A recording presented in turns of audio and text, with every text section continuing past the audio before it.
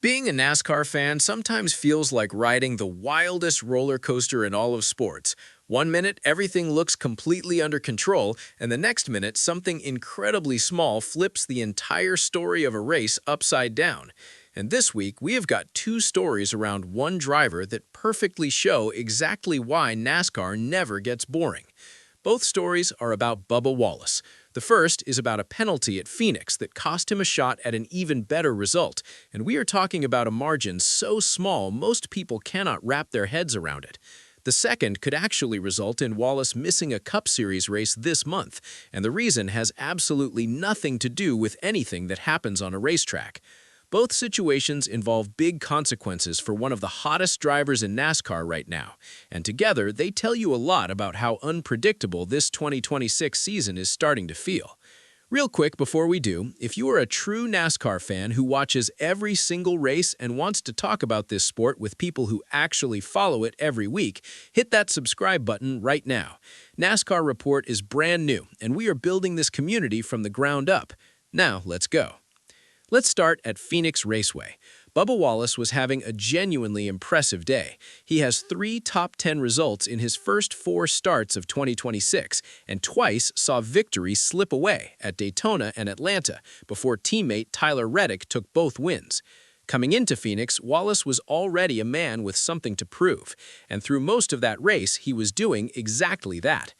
Wallace carved through the field multiple times, first from a poor starting position and then again after a pit road speeding penalty sent him to the back. And that penalty is the story here, because the margin that got him caught is one of those numbers that makes you shake your head. On lap 97, Wallace was penalized for exiting pit road too fast, the exact same infraction Kyle Larson was hit with on that same lap. Both drivers sent to the back, both losing track position they had worked hard to earn. Pit road speeding happens in almost every NASCAR race. Drivers are always pushing the limit because every fraction of a second matters. That is just the nature of this sport. But here's what makes the Wallace situation stand out: the margin. He was only 0.08 miles per hour over the pit road speed limit, not 1 mile per hour, not half a mile per hour. 0.08. That is basically the width of a fingernail on the speedometer, and it cost him track position at a 1-mile oval where track position is everything. NASCAR rules are crystal clear. If you are over the limit, you are over the limit.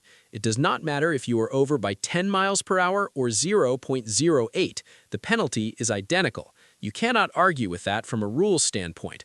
But if you are Bubba Wallace in that moment, sitting in a car fast enough to compete for a top 5, suddenly fighting your way back through traffic because of a margin that small, that has to feel absolutely brutal. Wallace finished 6th at Phoenix, which is still a tremendous result, but the 6th-place finish tells you he had the speed to do even more before that penalty reshuffled his afternoon. And when you factor in that Wallace sits 3rd in the championship standings, 72 points behind Tyler Reddick, every single position matters. A penalty that costs a few spots is a penalty that could haunt him when the chase comes around. The Phoenix race had no shortage of pit road drama all day. Kyle Larson was caught speeding twice, lap 97 and lap 107. Connor Zeilish was penalized for entering too fast. Chris Buescher exited too fast late in the race. Pit road was absolutely unforgiving at Phoenix on Sunday, and Bubba Wallace found that out the hardest way possible. In the end, Ryan Blaney survived all the chaos to win for Team Penske, his 18th career Cup Series victory and his 2nd at Phoenix. But the moment people are still talking about is not the checkered flag. It's that 0.08 miles per hour. That is the margin between a great day and a potentially historic one. Now, the second story. This one hits completely differently because it has nothing to do with racing penalties or championship points. This one is about family, and it might be the most important decision Bubba Wallace makes all season. Wallace and Amanda are expecting their 2nd child due in March 2026. Their first child, Bex Hayden Wallace, arrived September 29, 2024. If you follow Wallace closely, you know that becoming a father completely changed who he is, as a person and as a competitor.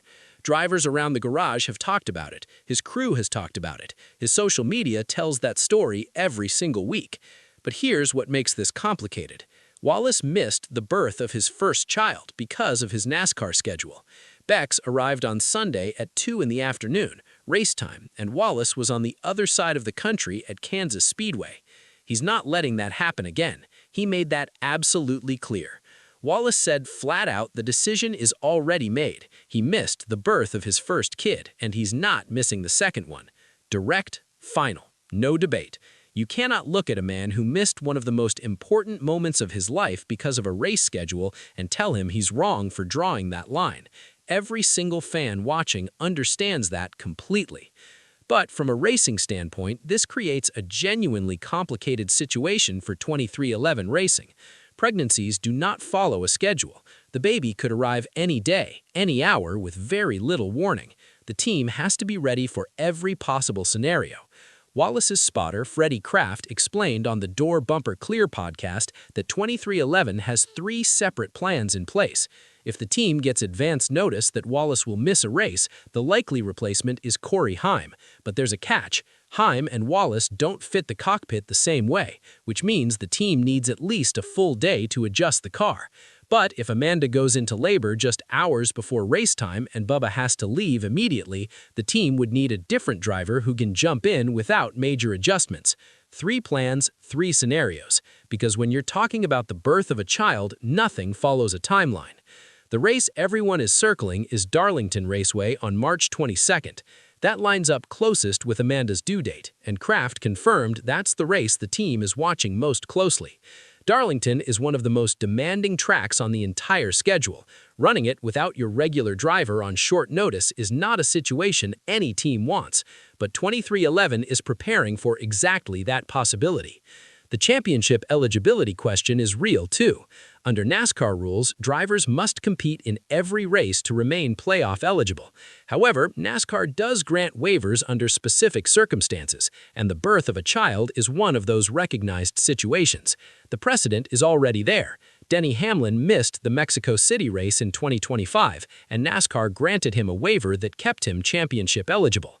Wallace would almost certainly receive the same consideration.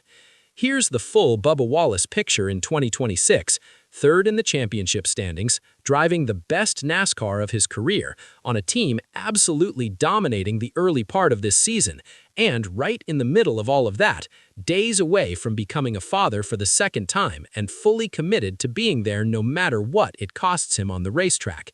Tiny margins costing him on pit road, massive moments waiting for him at home, and a whole lot of NASCAR left to be decided before this season is over.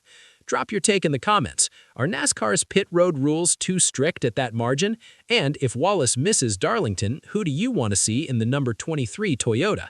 Subscribe to NASCAR Report every single week. Like the video, hit subscribe, and I will see you at Las Vegas.